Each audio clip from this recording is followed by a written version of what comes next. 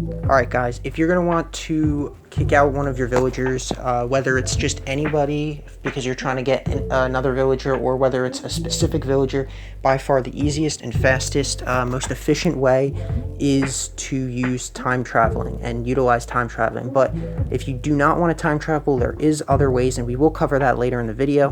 But the easiest way, like I said, is going to be time traveling, and it's way quicker than if you weren't time traveling at all. But if you are not sure about time traveling, let me tell you that it's not going to influence your game that much, although you may have more weeds in the game if you skip time, and your hair can get messed up, your actual character's hair, but you can always fix that, pick up the weeds, things like that. And there are achievements where you might want to actually sell the weeds or whatever for Nook Miles achievements, so there could be some benefits to that actually. But yeah, so you're gonna have to decide whether you want to time travel, and if you are okay with time traveling, then this is gonna be the easiest way to kick out your villagers. Now we're gonna start with the time traveling method, and then we're gonna go to the non-time traveling method.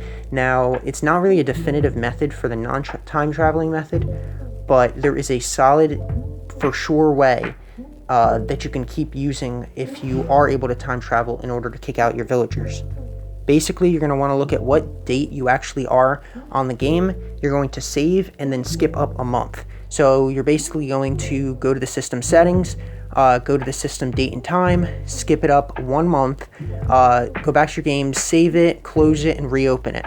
Or you can just save your game, close it, change the time, and come back in. Either way, you're going to want to make sure that you close the game before coming back in after you save it, and then skip up your date, because you want to make sure you can't just change your date and then continue the game, because it doesn't change like that. You have to close the game for it to open on that next date. As soon as you change your date up a month, you're actually going to want to skip back a month from that point. Once you open up your game in that time, you're going to save it again and go back a month. So now you're going to be back kind of where you start on the same exact date. From there, you're going to want to try to beat the autosave. So you're going to actually have to run around your village looking for your villagers and see if they have the little thought bubble that may mean that they want to move out. So I'm actually going to recommend that the time of day that you pick to go return to when you move back to that same month is the middle of the day sometime, when most of the villagers are out. Some of the villagers may sleep in, some of them may go to bed early, but the middle of the day, for the most part, most of them will be outside around their houses. So in order to maximize the amount of villagers you can see in that 3-minute window you have, you're going to want to make sure that you have the middle of the day. If not, it may just be a little bit more difficult and more of a time-consuming process in order to kick out your villagers. So anyway, as you're running around your town looking for the villagers, once you find someone with a thought bubble, you got to determine whether that's the villager you want to kick out. If it doesn't matter, obviously go talk to them, see if they want to be kicked out. If it's not the case, or if that's not the villager you want, or you can't find someone with a thought bubble quick enough, you're going to want to close the game without saving before that 3-minute window. Otherwise, you could mess things up there, as it's going to automatically save, and it's going to be more difficult to find someone with the thought bubble. Now, if you find someone who tries to get your attention, like some of the villagers will automatically call out your name, and there's going to be that exclamation point as they want to talk to you, and it's not the thought bubble, that means that there's not going to be a thought bubble, meaning you're going to have to close your game as well. Then once you close your game, you're going to want to go to your system settings again and then skip up a day. So you're going to want to go, let's say you were on January 1st to start the whole process. You would have gone to February 1st and then back to January 1st, and now you're going to go to January 2nd. And then from there, you're going to run around your town. You're going to look if you can find the villager that you want with the thought bubble. Then you're going to talk to them and kick them out. So basically, you're going to repeat this process over and over, where if it's not the villager you want to kick out with the thought bubble, you're going to close your game without saving and before that 3-minute window ends, and then you're going to go to the system settings and skip ahead a day. So you're going to keep on doing that over and over until you finally get to the villager. Now, that's for all the time traveling people out there. If you do not want to time travel in your game, then what you're basically going to have to do is you're going to have to ignore your villagers for an extended period of time. So let's say you want to kick out one specific villager. All the other villagers, I would recommend to talk to those villagers frequently. So it's almost like that villager that you want to get kicked out is getting singled out.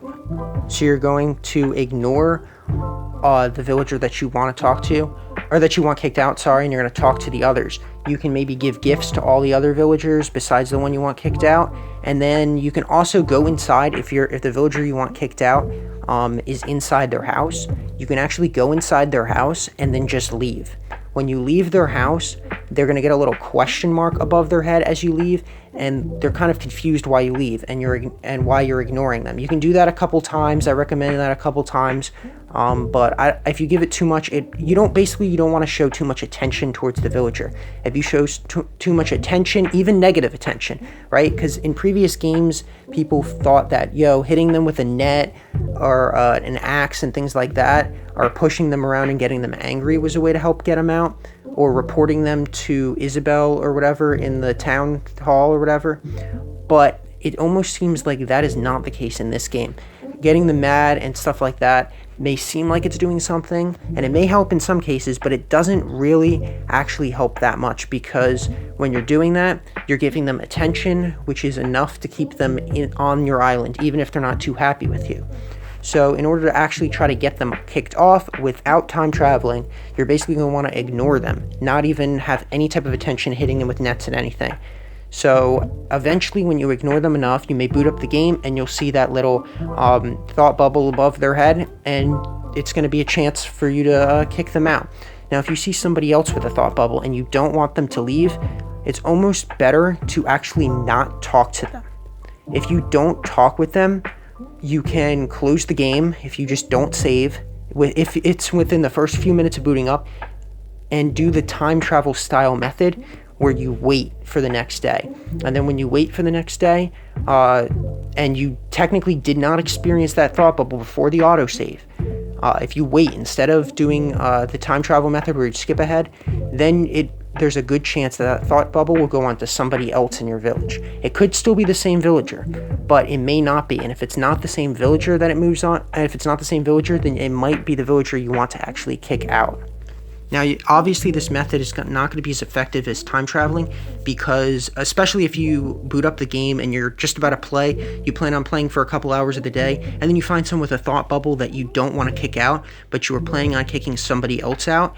The most effective way to make sure somebody else is going to get the thought bubble the next day would be to close the game without saving within the first 3 minutes, if that's before it autosaves. And if it autosaves, then you're probably not going to be as likely for another villager to move out, because that's just how the game's coded. You're not as likely to encounter those thought bubbles or those people moving and those messages a day or so after you encounter the last one. The only reason why it works in the time travel method is because it hasn't saved, so that kind of passes on because you haven't even encountered that event. So that's why it's kind of neat the way that works. So if you don't time travel, you're going to have to do that very early to when you boot up the game before the autosave. So that's why if you're doing this, almost like a mix of the time travel method and the non-time travel method, if you're not time traveling, then you're going to want to make sure you play the game. If you're going to play the game at a specific point in the day, it's probably the middle of the day when the villagers are most likely outside. As the villagers being outside their homes gives you a better chance to actually see if any of them have a thought bubble. If they're all inside their houses, there's less of a chance that that's actually going to happen. So once you eventually encounter that thought bubble, then when you skip ahead to the next day with the time travel method, you're able to actually pass that on to the villager you want, or like we're saying, if you don't time travel, you can just wait for the next day, which is definitely a good option. So if you are able to time travel, though, this method is a lot faster. Definitely recommend if you can, because you're just able to do this. You could spend one day and you could kick out maybe 1 or 2 villagers. Whereas if you're not doing this, I've found that it takes sometimes a week or 2 weeks, depending on your luck of the game. Some of it is all luck when it comes to which villagers are going to get the bubble.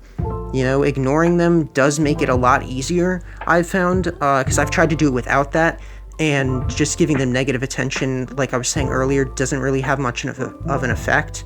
It really didn't help at all. So yeah, that's pretty much it for the time travel method. That's pretty much it. It's not very difficult. You're just gonna have to follow those basic steps.